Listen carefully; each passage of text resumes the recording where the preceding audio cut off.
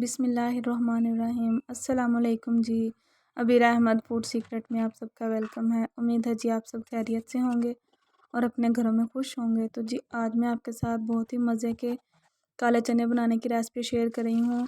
ये जो है ये देसी चने होते हैं और इसका जो शोरबा होता है बहुत ही यम्मी बनता है। और अगर आपकी खांसी वगैरह ज़ुकाम ना हट रहा हो तो आप इसका शोरबा बना के पिएँ, उसमें रोटी डिप करके खाएँ। बहुत ही ज़्यादा हेल्पफुल है हमारे लिए।